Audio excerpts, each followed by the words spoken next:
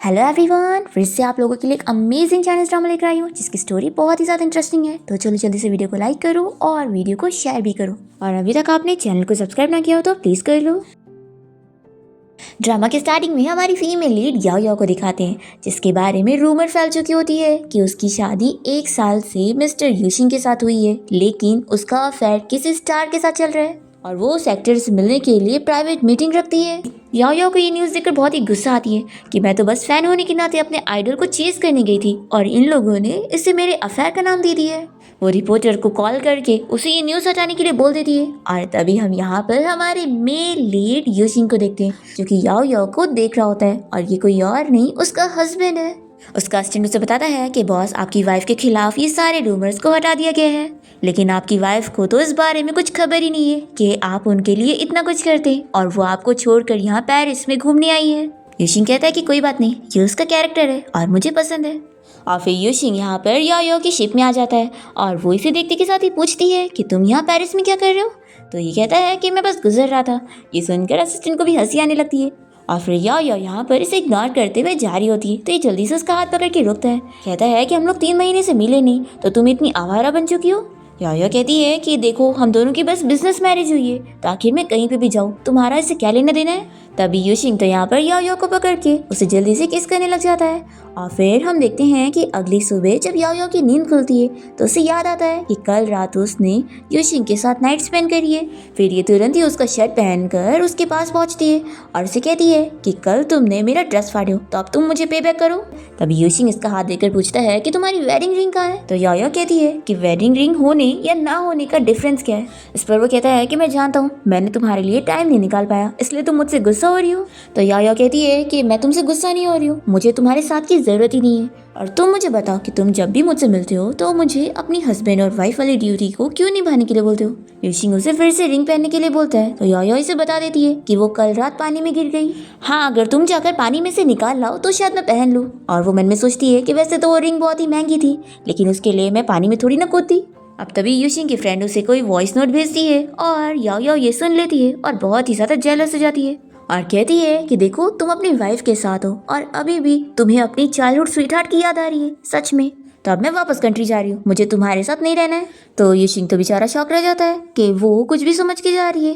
फिर यहाँ पर यूशिंग का असिस्टेंट आता है और कहता है कि बॉस, क्या आपकी वाइफ गुस्सा हो गई? तो आपको उनकी पसंद का नेकलेस उन्हें गिफ्ट करना चाहिए जो कि वो खरीदना चाहती थी। तो ये अपने असिस्टेंट को ऑर्डर दे देता है कि मेरी वाइफ को जो पसंद है वो जितना चाहे महंगा हो उसे खरीद दो। फिर हम देखते हैं याओ याओ वापस कंट्री आ चुकी होती है और अपनी फ्रेंड के साथ यहाँ पार्लर में होती है। इसकी फ्रेंड इसे बताती है कि तुम्हारे हस्बैंड की जो वो कजिन जेनी है, उसने तुम्हारे ऊपर इल्जाम लगा दिए कि तुमने यीवा की डिजाइन चोरी करी हो, लेकिन तुम तो खुद ही इतनी फेमस डिजाइनर हो और इस बारे में किसी को पता भी नहीं। याओ याओ कहती है कि कोई बात नहीं ना, अब मैं यहाँ पर आ गई हूँ तो मैं अपना नेम क्लियर करूंगी। फिर इसकी फ्रेंड इसे बताने लगती है कि वैसे तुम्हारे हस्बैंड ने वो रूबी नेकलेस खरीद ली है जो कि तुम खरीदना चाहती थी। ये सुनकर याओ याओ को गुस्सा आती है कि वो ऐसा कैसे कर सकता है, मुझे वो ऑक्शन के लिए चाहिए था। तो इसकी फ्रेंड कहती है कि अरे गुस्सा मत हो, क्या पता उसने तुम्हें ही सरप्राइज देने के लिए खरीदा होगा। तो याओ याओ कहती है कि ऐसा हो ही नहीं सकता, हम दोनों के बीच में तो बस बिजनेस मैरिज हुई है और वो मुझसे प्यार क्यों करेगा। फिर इसकी फ्रेंड लूसी को याद आता है और वो इसे बताती है कि 2 दिन बाद ईवा की बर्थडे पार्टी है, तो कहीं ऐसा तो नहीं कि तुम्हारे हस्बैंड ने वो नेकलेस उसे देने के लिए खरीदा है। तो याओ याओ को ये सुनकर बहुत ही गुस्सा आती है कि अगर सच में उसने वो नेकलेस को अपनी वो चाइल्डहुड स्वीटहार्ट को दिया ना, तो फिर तो मैं उसे समंदर में गिरा दूंगी शार्क को खाना खिलाने के लिए। फिर उसके बाद याओ याओ अपने घर आने के बाद जैसी बेड पर सोने के लिए जा रही होती है, तभी वो यहाँ पर यूशिंग को देखकर शॉक हो जाती है और फिर तुरंत ही उसकी टाई खींचते हुए चिल्लाने लगती है कि अगर तुमने वो रूबी नेकलेस को अपनी वो चाइल्डहुड स्वीटहार्ट को दिया ना, तो मैं लॉयर को बोलकर तुम्हारे पास डिवोर्स के पेपर भेजूंगी। तो यूशिंग कहता है कि तुम मुझसे पीछे छुड़ाकर इस लाइफ में मुझसे कहीं दूर नहीं जा सकती और फिर वो उसे यहाँ पर किस करने लग जाता है। इसके बाद जब वो शावर लेने गया होता है तो यहाँ पर याओ याओ उसकी कोट में कुछ ढूंढ रही होती है, तभी उसकी हरकतें देखकर वो स्माइल करने लगता है और फिर पूछता है कि तुम क्या कर रही हो। तो ये जल्दी से बहाने करने लगती है और कहती है कि तुमने मेरा ड्रेस खराब किया था ना, तो मैं तुम्हारा ड्रेस खराब कर रही हूँ, हिसाब बराबर। फिर यूशिंग इससे कहने लगता है कि वो जो रूबी नेकलेस है वो 2 दिन में मिल जाएगा। तो ये कहती है कि मैं जानती हूँ तुम अपनी लवर को देना चाहते हो ना, देखो मैं कह देती हूँ, अगर तुमने ऐसा किया ना तो मैं तुमसे डिवोर्स ले लूंगी। तो यूशिंग इसका हाथ पकड़ के कहता है कि तुम ही तो मेरी लवर हो ना। तो ये कहती है कि मैं तो तुम्हारी लीगल वाइफ हूँ। तो ये कहता है कि पहले तो तुम कह रही थी कि तुम मेरी वाइफ नहीं हो और अब कह रही हो वाइफ हो। याओ कहती है कि देखो मैं तुम्हें माफ़ कर रही हूँ क्योंकि वो नेकलेस तुमने मेरे लिए खरीदा है। बस हाँ, मैं तो बस उसे 200 मिलियन में खरीदना चाहती थी और तुमने पैसे वेस्ट कर रहे हो 500 मिलियन में खरीद कर। फिर इसके बाद हम देखते हैं कि याओ याओ को ईवा की बर्थडे पार्टी इनविटेशन मिल जाती है और इसे लूसी कॉल करके इस बारे में पूछती है कि क्या तुम्हें पता चला कि ईवा और जेनी मिलकर ये रूमर फैला रहे हैं कि तुम्हारे हस्बैंड यूशिंग ने वो रूबी नेकलेस ईवा के लिए खरीदा है। याओ याओ कहती है कि तुम फिक्र मत करो, पार्टी में पहुंचकर हमें पता लग ही जाएगा कि वो नेकलेस किसके लिए है। फिर हम देखते हैं ईवा की बर्थडे पार्टी आ जाती है और यहाँ पर यूशिंग की कजिन जेनी उससे कहने लगती है कि तुम मेरी सिस्टर इन लॉ होती तो ज़्यादा अच्छा होता। तो ईवा कहती है कि मुझे तो इस पोजीशन के लिए फाइट करने का भी मौका नहीं मिला। जेनी कहती है कोई बात नहीं, मेरे ब्रदर ने 500 मिलियन का वो रूबी नेकलेस खरीदा है और मुझे पता है कि वो ज़रूर तुम्हें ही देने वाला है। इसका मतलब है कि वो अपनी वाइफ से डिवोर्स ले लेगा। फिर इतने में यहाँ पर यूशिंग की कार के आने की आवाज़ आती है तो ईवा बहुत ही खुश होने लगती है कि वो यहाँ पर आया होगा। और हम देखते हैं कि यहाँ पर तो याओ याओ आई होती है और इसे देखकर ईवा अपसेट हो जाती है और फिर उसे हेलो बोलते हुए अपने बारे में बताने लगती है। फिर जेनी याओ याओ को चिल्लाने लगती है कि वो मेरे कजिन की फेवरेट कार है, क्या तुमने इसे लाने से पहले उससे परमिशन मिली थी। तो याओ याओ कहती है कि तुम एक काम करो, जाकर अपने ब्रदर से ही पूछ लो कि उसे कार चाहिए या फिर अपनी वाइफ। फिर जेनी को गुस्सा आने लगती है तो ईवा उसे रोकती है और कहती है कि मिस याओ याओ पार्टी में चलो। फिर दूसरी तरफ हम यहाँ पर यूशिंग को देखते हैं जो कि अपने साइकेट्रिस्ट से मिलने गया होता है और वो इसे कहता है कि उसके बचपन का ट्रॉमा अभी तक ठीक नहीं हुआ है, जिसका मतलब है कि जब तक उसकी बीमारी ठीक नहीं हो जाती वो तब तक ये कभी एडमिट कर ही नहीं पाएगा कि वो किससे लाई करता है और किससे प्यार करता है। और डॉक्टर कह देता है कि उसे अभी ठीक होने में थोड़ा टाइम लगने वाला है। फिर यहाँ पर यूशिंग का असिस्टेंट आकर उसे बताने लगता है कि रूबी नेकलेस मिल चुका है, लेकिन याओ याओ तो बर्थडे पार्टी के लिए गई हुई है, इसलिए उसने ड्राइवर को बोलकर नेकलेस को घर भिजवा दिया। यूशिंग कहता है कि नहीं, उस नेकलेस को सीधा पार्टी में भिजवा दो क्योंकि मैं नहीं चाहता कि याओ याओ और गुस्सा रहे। तो असिस्टेंट कहता है कि ठीक है बॉस, मैं ड्राइवर को बोल देता हूँ कि वो नेकलेस को मिस ईवा के घर लेके जाए। फिर हम देखते हैं ईवा याओ याओ को टी देने लगती है और बताती है कि ये टी स्पेशली यूशिंग ने उसे खरीद के दिया है और वैसा बोलकर याओ को जेलस करवाने की कोशिश करती है। तो लूसी कहती है कि देखो कैसे शो ऑफ कर रही है। फिर जेनी कहने लगती है कि ईवा तुमने ये जो ब्रेसलेट पहनी है इसे भी मेरे कजिन ने खरीद के तुम्हें दिया है ना। फिर याओ यहाँ पर ईवा से कह देती है कि मैं टी नहीं पीऊंगी, तुम्हें तो पता है ना मुझे और यूशिंग दोनों को ही टी से एलर्जी है, तो तुम ही पियो।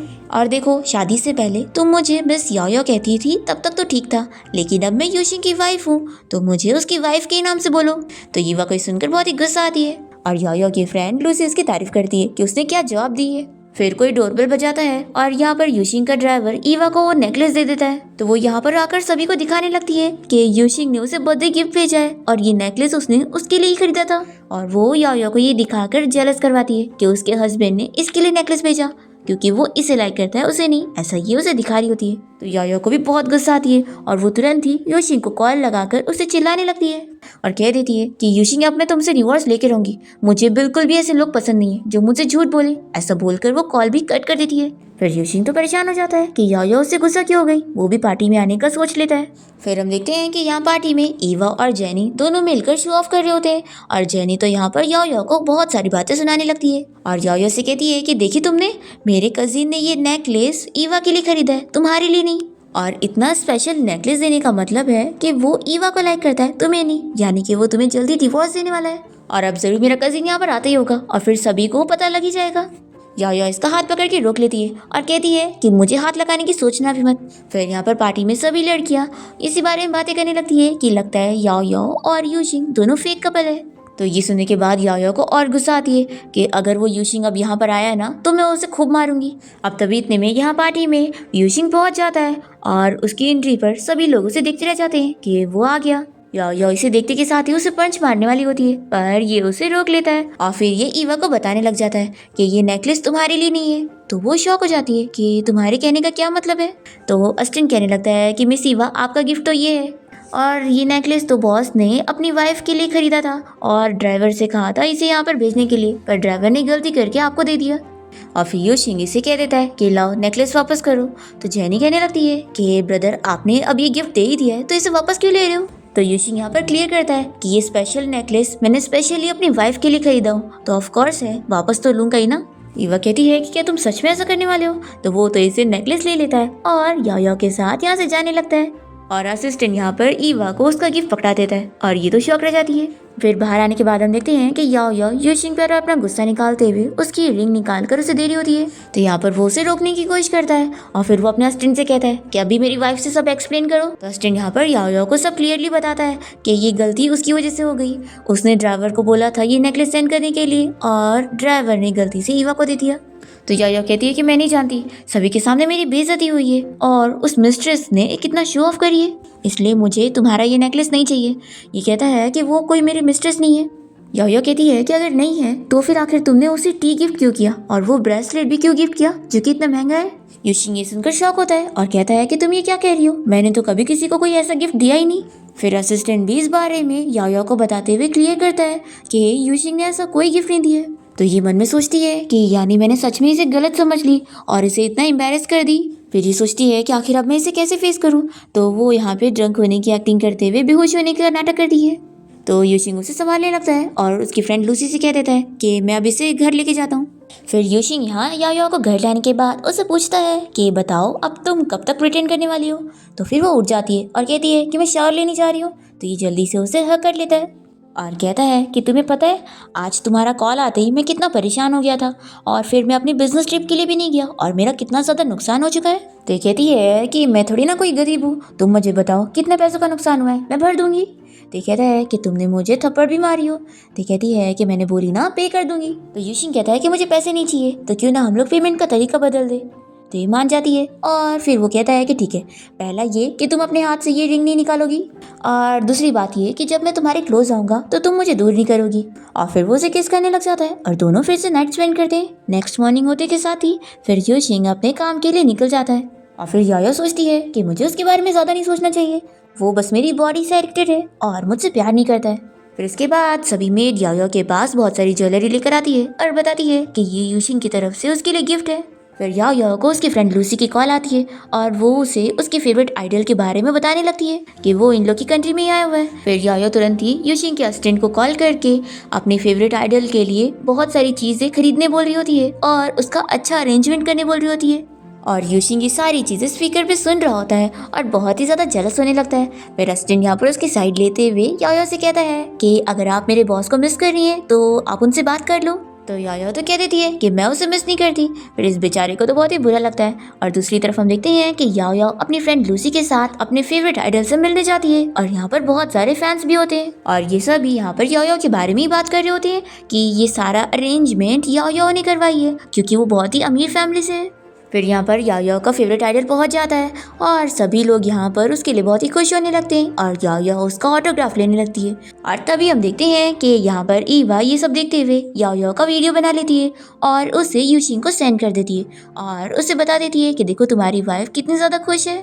और फिर यहाँ पर हम यूशिंग को देखते हैं जो कि वीडियो देखने के बाद सोचने लगता है कि उसने मेरी पसंद की हुई ड्रेस पहनकर अपने आइडल से मिलने गई है। फिर हम देखते हैं ईवा यहाँ पर याओ के पास पहुंच जाती है और उसे कहने लगती है कि तुम्हें तो बस हर गुड लुकिंग मैन पसंद आते हैं और तुम तो यूशिंग के बिल्कुल लायक नहीं हो। वो एक अच्छी लड़की डिजर्व करता है, एक अच्छी वाइफ जो कि उसके साथ फेथफुल रहे, पर तुम वो नहीं हो। तो याओ कहती है कि ख्याल रखने वाली और लॉयल वो तो मेड भी होती है और मैं तो उसकी वाइफ हूँ, लेकिन हाँ अगर तुम्हें ये सब काम करके हमारे घर पे जॉब करनी है तो तुम आराम से आ सकती हो। सोचो मैं तो तुम्हें कितना अच्छा चांस दे रही हूँ ना। तो ये से चिल्लाती है कि तुम मेरे बारे में ऐसे इंसल्ट कैसे कर सकती हो। याओ कहती है कि हाँ मैं समझ रही हूँ, तुम तो इतनी फेमस डिजाइनर हो तो आखिर तुम अपने प्यार के लिए सिर्फ $20,000 की जॉब क्यों करोगी। और देखो मेरे सामने ना ये सब शो ऑफ करना बंद कर दो, मैं तुम्हारी असलियत अच्छे से जानती हूँ। यूशिंग ने तुम्हें कभी कोई गिफ्ट दिया ही नहीं है और तुम सभी को झूठ कह रही थी। तो ये मान लेती है कि हाँ मैंने टी के बारे में झूठ बोली थी और वो ब्रेसलेट का तो मैंने नहीं बोली थी ना, वो तो बाकी सभी कह रहे थे। तो याओ कहती है कि तुमने मना तो नहीं करी थी ना, तो इसका मतलब है कि तुम भी वही चाह रही थी। फिर ईवा इसे कहने लगती है कि तुम्हारा इतना अमीर हो के क्या फ़ायदा है, वो तो तुमसे प्यार करता ही नहीं ना।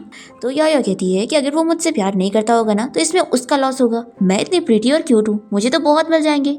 और ऐसा बोलकर ये यहाँ से चली जाती है। फिर हम देखते हैं कि यहाँ पार्टी में एक कंपनी कंपनी का सीईओ ईवा को अपनी कंपनी में ज्वेलरी डिजाइनर की पोजीशन देना चाह रहा होता है। तो जल्दी से लूसी ये सुनकर उसे बताने लगती है कि मेरी फ्रेंड याओ याओ की ज्वेलरी डिजाइन इससे भी ज्यादा अच्छी है। तो ये बंदा तो बहुत ही खुश हो जाता है कि अगर मिस याओ याओ काम करना चाहती है तो इसमें कोई प्रॉब्लम नहीं है। तो याओ याओ कहती है कि नहीं मेरी फ्रेंड मजाक कर रही है। फिर वो बंदा अपने क्लाइंट से बात करने के लिए चला जाता है और ईवा यहाँ पर याओ याओ से कहने लगती है कि मैंने सुनी हूँ कि तुमने ज्वेलरी डिजाइन स्टडी करी हो, लेकिन तुम्हारी डिजाइन मेरे से अच्छी नहीं हो सकती है और ये कंपनी इतनी बड़ी है तो तुम्हें इसके साथ ऐसा मजाक नहीं करना चाहिए। तो याओ याओ कहती है कि पहले तो मैं नहीं काम करना चाहती थी, लेकिन अब तुम ऐसा बोल रही हो तो मैं सोच रही हूँ कि मैं इस कंपनी के लिए जरूर काम करूँ अब। तो फिर ईवा कहने लगती है कि तुम ये सब हरकतें करके यूशिंग को एम्बैरस कर रही हो। तो लूसी कहती है कि ईवा सच में तुम कितनी बेचारी हो ना तुम्हें जॉब मिल पाई और ना तुम्हें वो मैन मिल पाया। फिर ईवा की तो बेइज्जती हो जाती है और फिर हम देखते हैं कि यहाँ पर वो सीईओ पार्टी में अनाउंस करता है कि ये मास्क पार्टी है तो अब सब लोग मास्क पहनेंगे। फिर हम देखते हैं कि दो लड़के यहाँ पर याओ याओ को देखकर बातें कर रहे होते हैं कि वो कितनी ब्यूटीफुल लड़की है, चलो उसको डांस के लिए पूछते हैं। फिर ये लड़का यहाँ पर याओ याओ को डांस के लिए पूछ भी लेता है, पर इतने में यहाँ पार्टी में यूशिंग पहुंच जाता है और वो इन लड़कों को बता देता है कि वो उस लड़की का हस्बैंड है।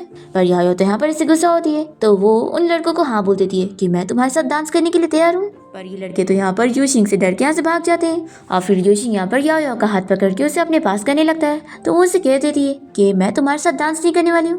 और यूशिंग उसे छोड़ने के लिए मान ही नहीं रहा होता है तो ये जानबूझ के उसके पैर पे पैर रख देती है और कहती है कि सॉरी, तुम्ही ने मुझे डांस करने के लिए बुलाया ना, तो इसमें मेरी गलती नहीं है। तभी हम देखते हैं कि ईवा इन दोनों की फोटोज लेने लगती है और वो सोचती है कि याओ याओ ये किसी और मैन के साथ यहाँ होटल रूम में जा रही है तो ठीक है, अब मैं ये फोटोज को वायरल कर दूंगी और फिर इसे इसके फैमिली से भी निकाल दिया जाएगा। फिर हम देखते हैं कि याओ याओ यहाँ यूशिंग के साथ होटल रूम में होती है और तभी इसकी फ्रेंड लूसी इसे कॉल करके कहने लगती है कि मैंने सुनी कि तुम अपने हस्बैंड को चीट करने के लिए किसी और मैन के साथ होटल रूम में गई हुई हो। तो याओ याओ कहती है कि तुम क्या बोल रही हो, अगर मैंने चीट करने की कोशिश भी करी ना तो मेरी मॉम मुझे छोड़ेगी नहीं। और तुम्हें पता है मैं यहाँ होटल रूम में क्यों आई हूँ, क्योंकि मैंने उस यूशिंग के शूज़ खराब कर दी थी तो उसने मुझे यहाँ होटल रूम में ले आया। लूसी कहती है कि ये सुनकर ऐसा क्यों लग रहा है कि ये तो एक ऐसे बॉस की कहानी है जो अपनी वाइफ को मनाने के पीछे लगा है। अब तभी यहाँ पर यूशिंग आकर इस सारी कॉल की बातें सुनने लगता है और वो इसकी फ्रेंड को अपनी खुद की बुराई करते हुए सुन लेता है और याओ याओ से कहता है कि तुमने अपनी फ्रेंड को मेरे बारे में ये क्या बताई हो। फिर पहले तो वो बहाना बनाने लगती है कि मैंने तुम्हारे बारे में ऐसा कुछ भी नहीं बोली। तो ये कहता है कि जब तुम झूठ बोलती हो ना तो तुम्हारे चेहरे से पता लग जाता है। याओ याओ कहती है कि अच्छा ठीक है, तुम्हारे बारे में बस थोड़ी सी रूमर बनाई थी तो इसमें क्या हो गया। तो यूशिंग कहता है कि लगता है मुझे अपना नाम क्लियर करना ही होगा। तो फिर ये इसे माफ़ी मांगने लगती है कि ठीक है अगली बार ऐसा मैं कुछ नहीं करूँगी तो इस बार माफ़ कर दो। पर फिर यूशिंग कुछ कह नहीं रहा होता है तो मन में सोचती है कि ये तो मान ही नहीं रहा है। फिर यू से किस कर लेती है और कहती है कि देखो अब तो मैंने किस भी कर ली हो तो अब मुझे माफ़ कर देना और मेरे साथ मीन नहीं होना, ठीक है। तो यहाँ पर ये तो इसे फिर से किस करने लग जाता है। तभी हम देखते हैं यहाँ पर जेनी अपने ग्रैंडपा को लेकर होटल रूम के बाहर पहुँच जाती है और कहने लगती है कि ग्रैंडपा आज आप देख लोगे कि कैसे सिस्टर इन लॉ यहाँ पर मेरे कजिन को चीट कर रही है और वो यहाँ पर किसी और मैन के साथ आई हुई है। फिर लोग जब दरवाजा नॉक करते हैं तो रूम से यूशिंग और याओ याओ दोनों बाहर आते हैं। तो जेनी तो शॉक हो जाती है कि यूशिंग यहाँ पर कैसे। फिर यहाँ पर ग्रैंडपा से चिल्लाने लगते हैं कि तुमने यहाँ पर अपने कजिन को पहचानी नहीं और सुबह सुबह मुझे यहाँ पर लेकर अपनी कजिन और उसकी वाइफ को परेशान करने आ गई। तो फिर जेनी यहाँ पर ग्रैंडपा से सॉरी कहती है तो ग्रैंडपा कहते हैं कि अभी अपनी कजिन और सिस्टर इन लॉ से भी सॉरी बोलो। तो फिर ये याओ याओ और यूशिंग से भी सॉरी बोलने लगती है। तो याओ याओ कहती है कि मुझे पता नहीं था कि जेनी तुम इतनी बड़ी ब्लाइंड होगी कि अपने खुद के कजिन को भी नहीं पहचानोगी। और फिर ऐसा बोलते हुए ये जेनी का अच्छे से मजाक उड़ाती है और फिर ग्रैंडपा उसे लेकर जाते हैं। फिर इसके बाद हम देखते हैं कि जेनी यहाँ पर ईवा को कॉल करके उसे बताती है कि तुमने तो सब गलत बताई थी, वो कोई मेल मॉडल नहीं था बल्कि मेरा कजिन था जिसके साथ यूशिन साथ में थी।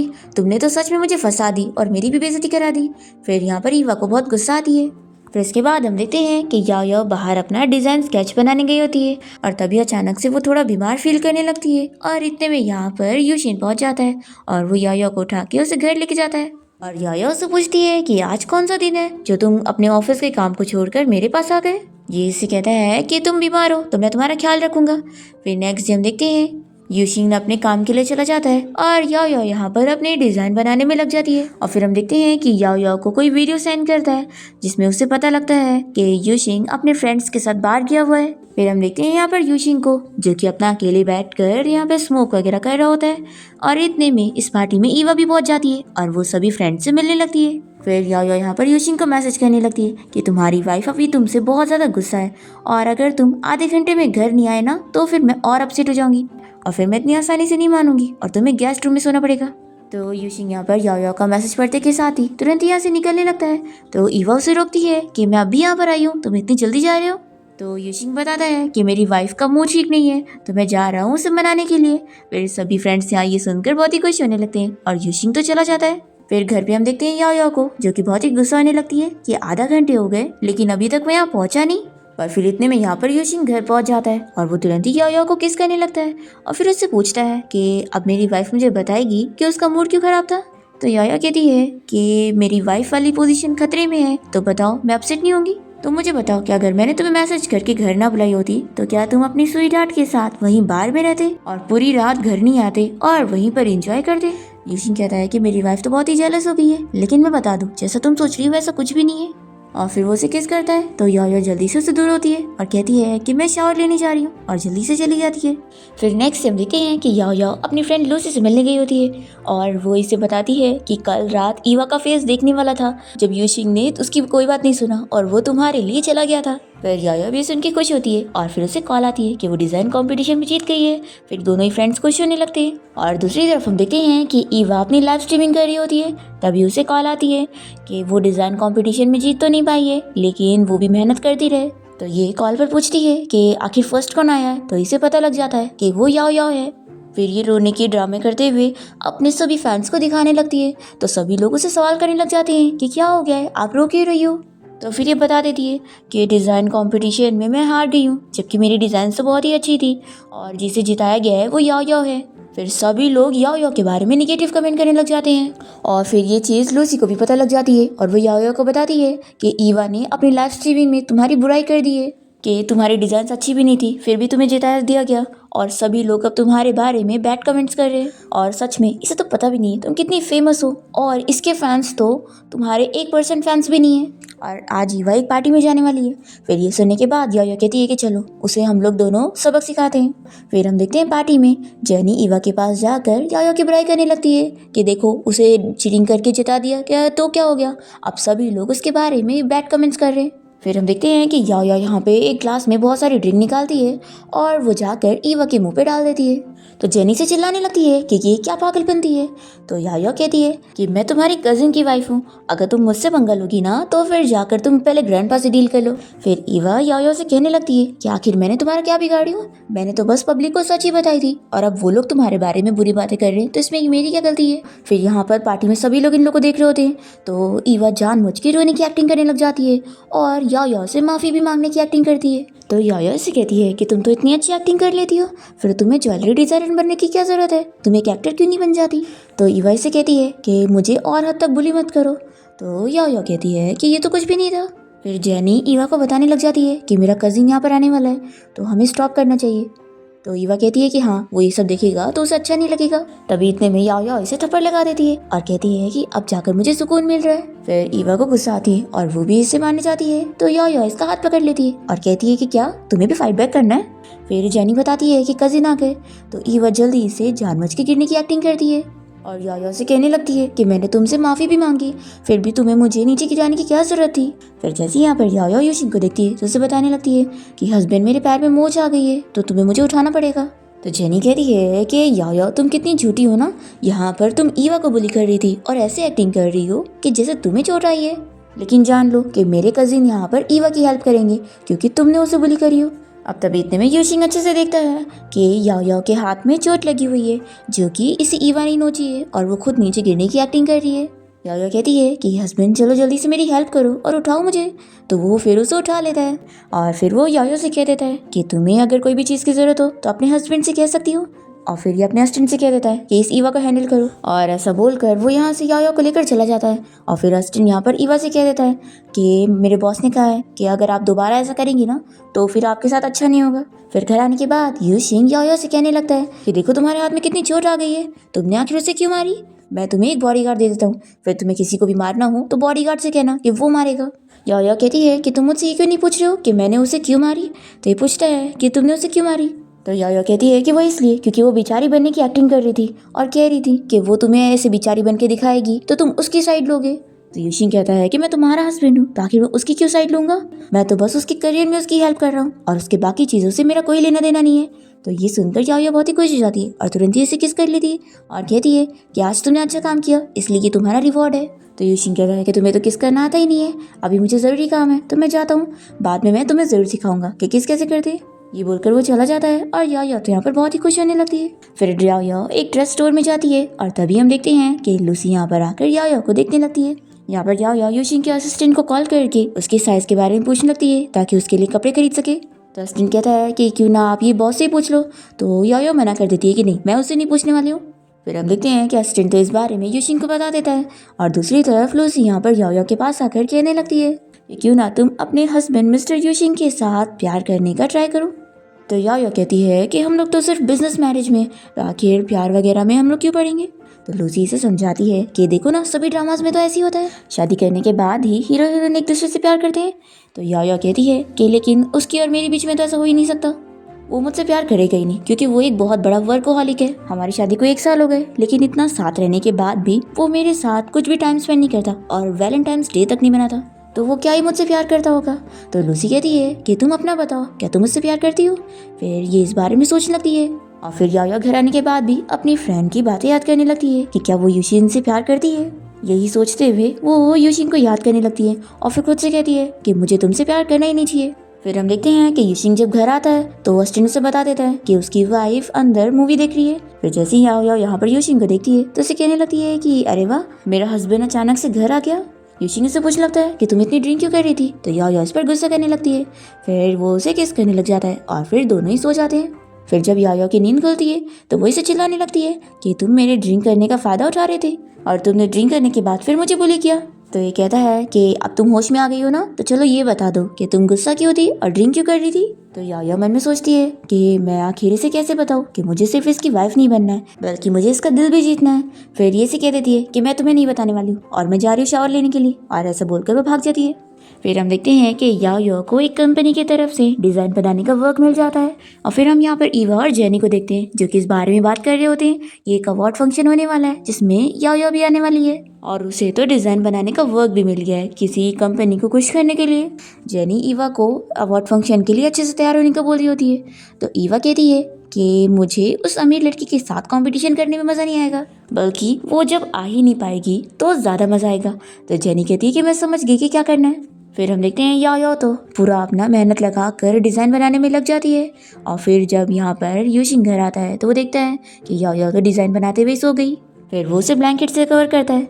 नेक्स्ट डे होते ही याओ जब बाहर जा रही होती है तभी कोई मास्क वाला बंदा उसका पर्स छीन कर भाग रहा होता है और याओ के पर्स में उसके डिज़ाइन थे, इसलिए वो बहुत ही परेशान होने लगती है और तभी वो देखती है कि उसके हाथ में चोट लगी है और खून को देखकर वो बेहोश हो जाती है।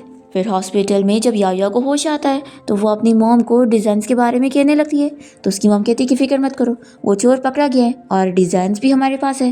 फिर याओ का सीनियर भी यहाँ पर आया होता है और याओ की मॉम उसे बताने लग जाती है कि ये वहीं पर ही शूटिंग कर रहा था और तुम्हें इसी ने हॉस्पिटल लेकर आया। फिर हम देखते हैं कि इस बारे में यहाँ पर यूशिंग को भी पता लग जाता है क्योंकि ये चीज़ हॉट सर्च पर आ चुकी होती है क्योंकि याओ का सीनियर एक फेमस एक्टर है। यहाँ पर याओ उसे हेल्प करने के लिए थैंक यू बोलती है और वो अपना चला जाता है। फिर याओ की मॉम से कहने लगती है कि तुम अभी भी ठीक नहीं हुई हो तो चलो रेस्ट करो और सो जाओ। फिर इसके बाद जब याओ की नींद खुलती है तो उसके हाथ में बहुत ही दर्द होने लगता है और फिर वो देखती है कि यूशिंग यहाँ पर आया हुआ है। तो वो पूछती है कि तुम कब आए? तो ये से चिल्लाने लगता है कि मैंने तुम्हें बॉडीगार्ड दिया था तो आखिर तुम उसे अपने साथ क्यों नहीं लेकर गई? तो याओ रोने लग जाती है कि तुम्हारी वाइफ यहाँ इतने दर्द में और तुम उसे ऐसे डांट रहे हो। फिर वो खाना उठाने चाहती है तो उसके हाथ में दर्द होता है तो ये कहता है कि सॉरी, और याओ शौक हो जाती है कि इसने मुझसे माफ़ी मांगा। वो कहता है कि उठो, मैं तुम्हें अपने हाथों से खिलाता हूँ।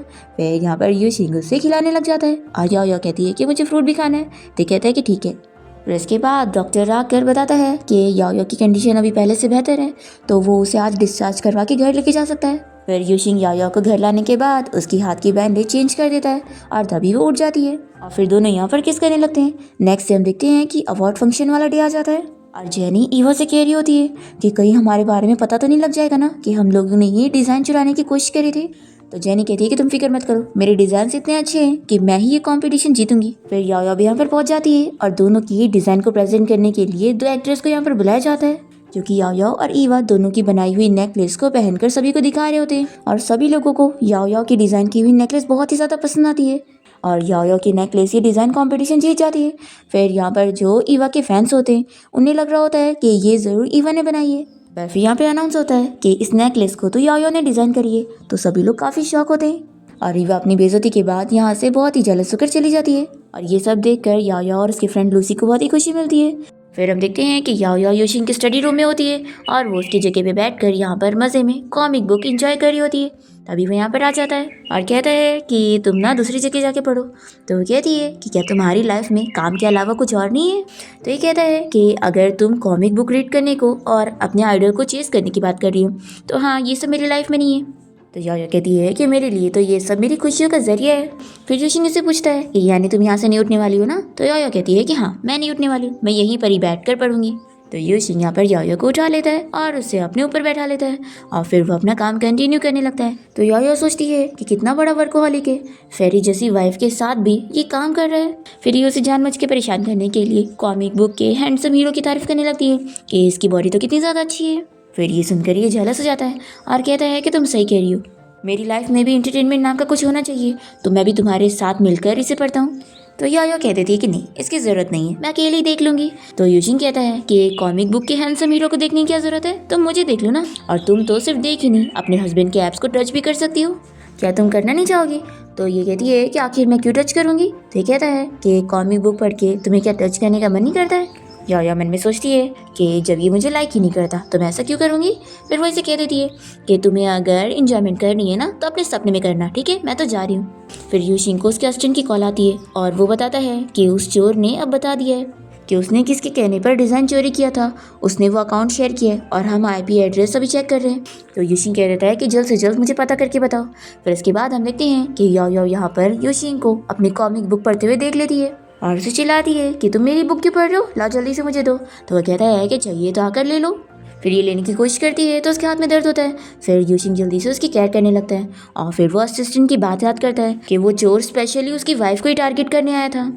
याओ कहती है कि देखो, अब तुम्हारी वजह से मुझे चोट लगी है तो तुम्हें इसका भरपाई करना पड़ेगा। यूशिंग कहता है कि तुम बताओ कैसे करूँ, क्या जैसे कॉमिक बुक में लिखा है वैसे करूँ, जैसे हीरो ने हीरोइन को कंपेंसेट करने के लिए किया। और फिर ऐसे बोलते के साथ ही यूशिंग याओ को किस करने लगता है और उसके बाद वो उसे बताता है कि ग्रैंडपा हम लोग से मिलना चाहते तो उन्होंने हमें घर पे बुलाया है। फिर इसके बाद ये दोनों जब घर पहुंचते हैं तो ग्रैंडपा यहाँ पर याओ की फिक्र करने लगते हैं कि उसके हाथ में कितनी चोट आ गई है। वो कहती है कि ग्रैंडपा फिक्र मत करो, ये जल्दी ठीक हो जाएगा। फिर वो उसे सबके साथ खेलने के लिए भेज देते हैं और यूशिंग से पूछते हैं कि क्या तुमने पता किया कि तुम्हारी वाइफ को आखिर कौन टारगेट कर रहा था। तो यूशिंग कहता है कि अभी इन्वेस्टिगेशन चालू है। फिर ग्रैंडपा कहने लगते हैं कि देखो, तुम्हारी वाइफ इतनी अच्छी है और अगर तुम बस काम काम करते रहोगे ना तो तुम्हारी वाइफ तुम्हें छोड़कर चली जाएगी और फिर तुम अकेले रह जाओगे। फिर यूशिंग को उसका असिस्टेंट कॉल करके बता देता है कि इन सब के पीछे किसका हाथ था और फिर यूशिंग ग्रैंडपा को भी इस बारे में बता देता है। तो ग्रैंडपा बहुत ही गुस्सा होने लग जाते हैं और कहते हैं कि उस जेनी को तुरंत ही घर आने के लिए बोलो। फिर ग्रैंडपा को गुस्सा होते हुए देखकर याओ भी समझ जाती है और वो यूशिंग से कहती है कि यानी इन सब के पीछे जेनी का हाथ था। और फिर यहाँ पे ग्रैंडपा जेनी को बुलाकर उसे खूब डांटते हैं और उसे सबक सिखाते हैं कि आखिर वो अपनी सिस्टर इन लॉ के साथ ऐसा कैसे कर सकती है।